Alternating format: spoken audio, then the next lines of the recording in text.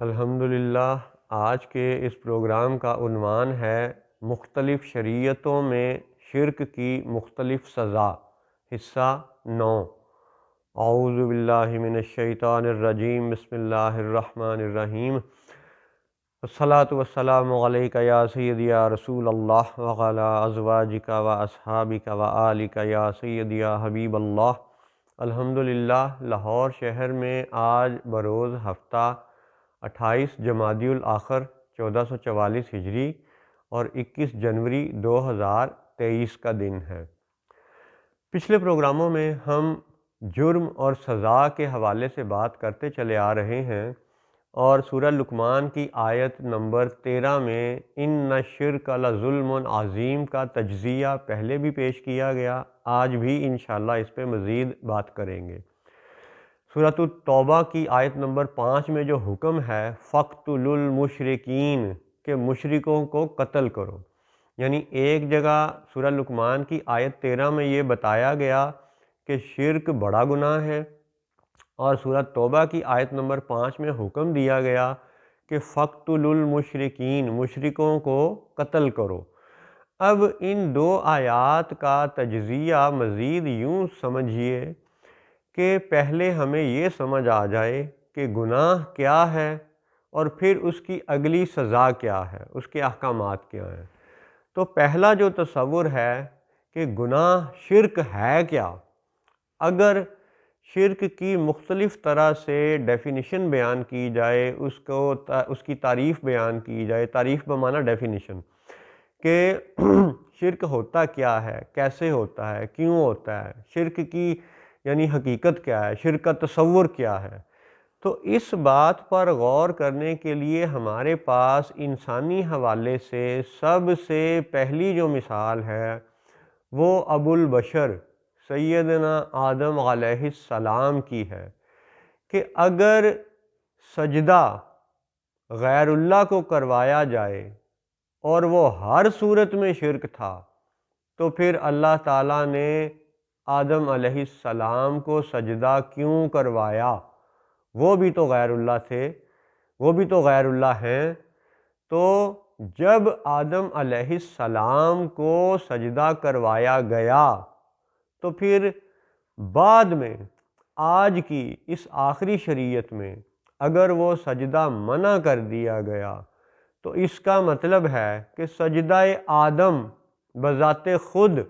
ناسخ اور منسوخ کے عقیدے کا ایک ثبوت ہے، یعنی وہی عمل، وہی فعل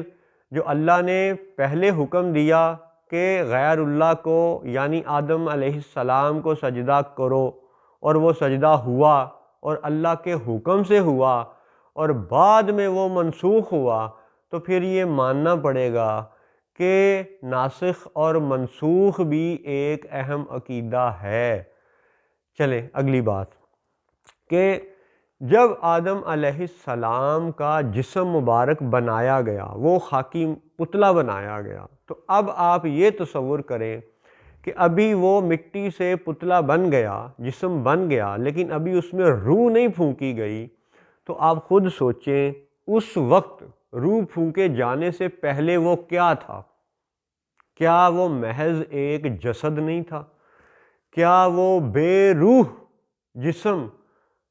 ایک بت نہیں تھا؟ سوچیں، غور کریں کہ جب تک آدم علیہ السلام کے مبارک پتلے شریف میں روح نہیں پھونکی گئی تھی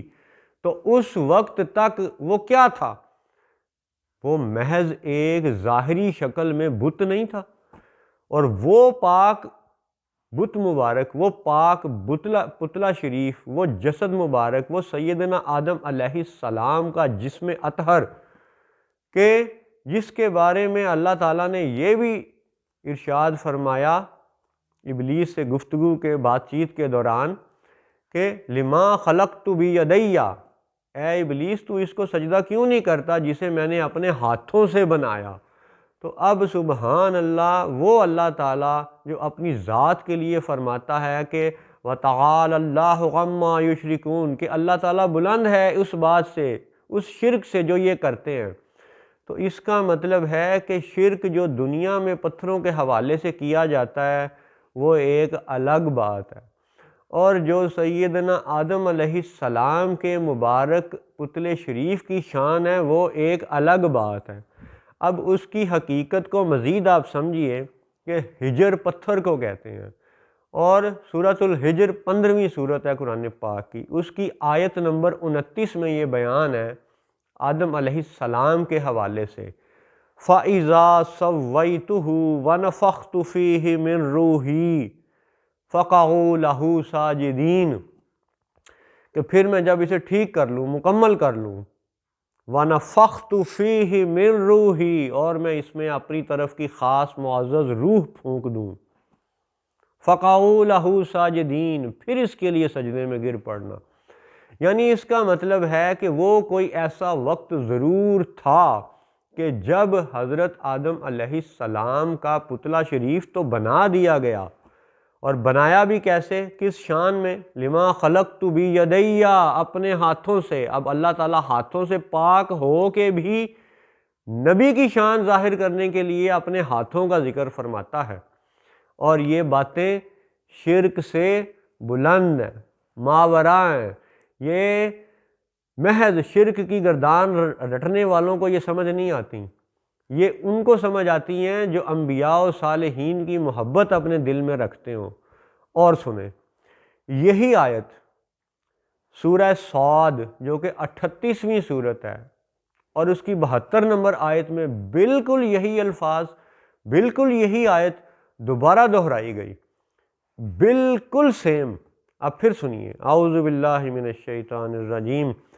فَإِذَا سَوَّيْتُهُ وَنَفَخْتُ فِيهِ مِن رُوحِي فَقَعُوا لَهُ سَاجِدِينَ، یعنی اللہ تعالیٰ نے فرمایا کہ یہ پتلا تو بن گیا ہے لیکن ابھی سجدہ نہیں کرنا۔ فَإِذَا سَوَّيْتُهُ، جب میں اسے مکمل کر لوں، ٹھیک کر لوں، درست کر لوں، پورا کر لوں۔ پورا کب ہوئے؟ جب روح پھونکی گئی، اور اسی آیت میں اس کے مکمل ہونے کی شان کیسے بیان ہوئی، وَنَفَخْتُ فِيهِ مِن رُوحِي، جب میں اس میں پھونک دوں، من روحی، اپنی روح، اپنی طرف کی خاص معزز روح۔ تو اب اس میں بھی آپ دیکھیں وَنَفَخْتُ فِيهِ مِن رُوحِي، کہ پھونک مارنا، پھونکنا، یہ اللہ تعالیٰ کی سنت ہے، لیکن کس شان میں، کس کے لیے، کس حکمت کے ساتھ، یہ دلچسپ حقائق ہے۔ اور پھر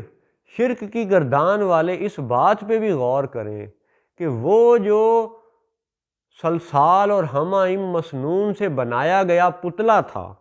جو بغیر روح کے دیکھا جائے تو بت معلوم ہوتا ہے، اس کے متعلق اللہ نے فرمایا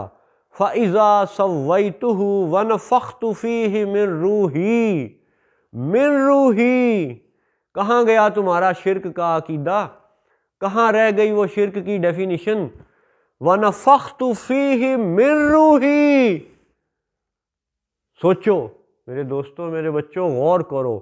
وَنَفَخْتُ فِيهِ مِن رُوحِي، کہاں گیا شرک کا یہ نجدی عقیدہ؟ یہ تو اللہ کا فضل ہے کہ ہم اللہ کے فضل سے آدم علیہ السلام کو اللہ نہیں مانتے، اللہ کا شریک نہیں مانتے، بت نہیں مانتے، ان کے جسم اطہر کو ہم نبی کا جسم اقدس مانتے ہیں، حضرت آدم علیہ السلام کو اللہ کی مخلوق مانتے ہیں۔ آج ہم انہیں سجدہ کرنا منع جانتے ہیں،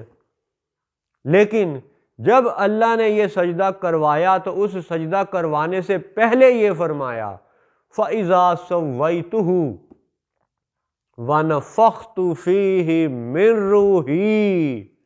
فَقَعُوا لَهُ سَاجِدِينَ، پھر اس کے لیے سجدے میں گر پڑنا۔ تو بات یہ ہے کہ موٹے موٹے نقطے نکات یہ ہیں کہ اللہ نے غیر اللہ کو سجدہ کیوں کروایا، اور پہلے کروایا تو بعد میں منسوخ کیوں فرمایا؟ تو اس کا مطلب ہے کہ ناسخ اور منسوخ بھی ایک حقیقت ہے۔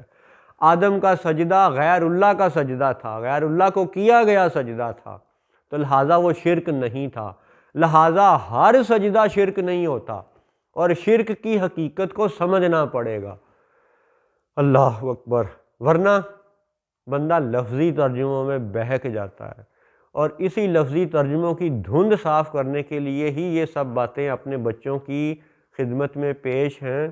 کہ سوچیں سمجھیں اور غور کریں